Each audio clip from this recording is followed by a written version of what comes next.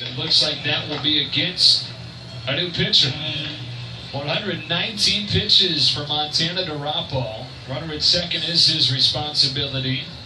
But as it stands right now, 1 run on 5 hits and 8 Ks for the senior.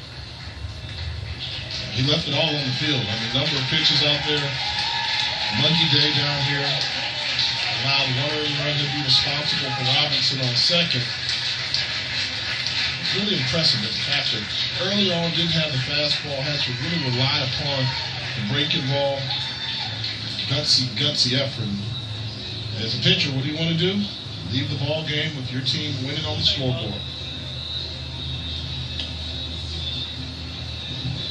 So into the game comes Michael Austin, 6'4", 195, sophomore from Sykesville, Maryland, up in your neck of the woods. Command out of the pen for him, a guy that came in as an outfielder but has transitioned to full-time pitching.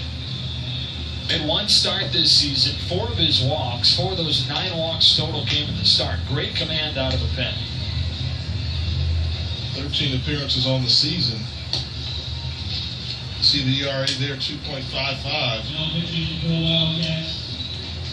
Guy that you talk to the coaches, do they have a clear, established closer? No, but the next best thing is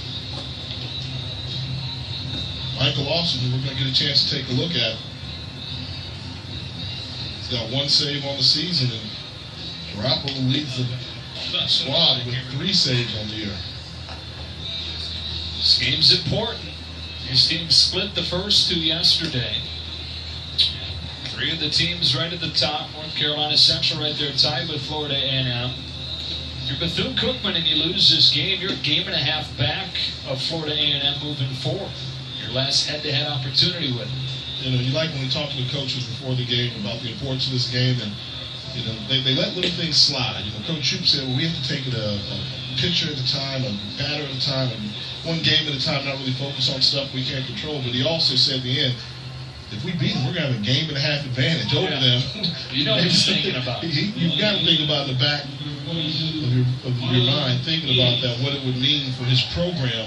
He didn't want to get caught up into what it meant for the program, but he said in terms of this season, it'd be nice to have a game and a half advantage, but it's going to be very tough to knock off Bethune-Cookman here, 2 out of 3 in Daytona Beach.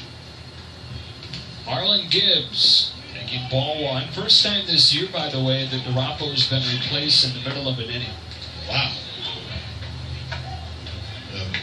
I think it was just purely based on the pitch count and the number of breaking balls he was forced to throw in this contest.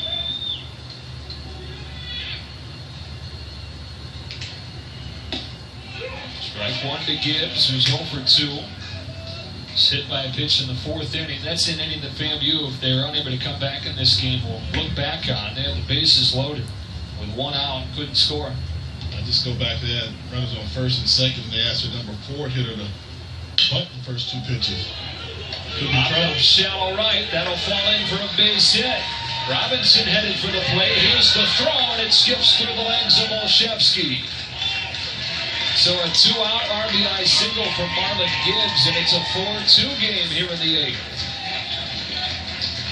Tell you what, this was a throw. Johnson came up throwing. He's got a little hose there. I guess he was playing deep second base. Threw it on the line. That play at the plate would have been closer. Turned out to be closer than I thought. Olszewski been able to hold on to that ball. Now FAMU has the tying run at the plate with 2 gone in the 8th inning. It's Devin Perry, who's 0 for 3 today. He's glad to see DeRapo gone. Struck out twice against him. Breaking ball over his head, ball 1.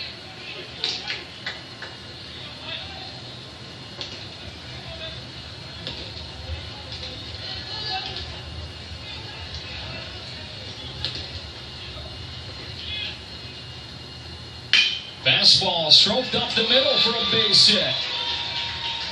4th hit of the inning for the Rattlers. They've got the tying run aboard now.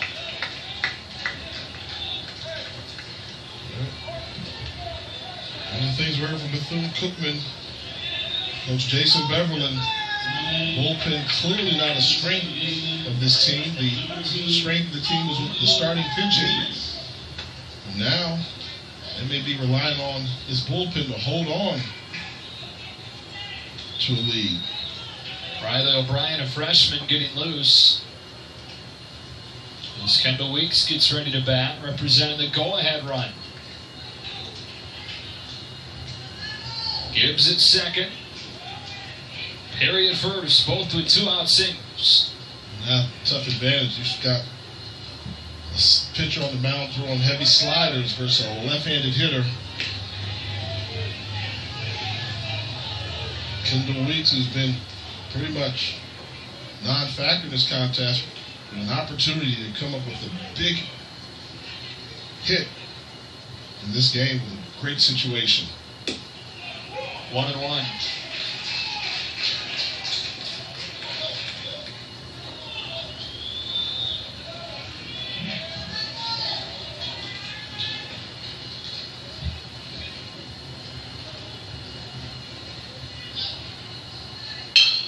Bouncing ball to first, fielded by Sams, and it is over. So is Montana Darapo's afternoon. It's 4-2 as Florida A&M collects a pair of runs in this 8th inning out of the bottom half.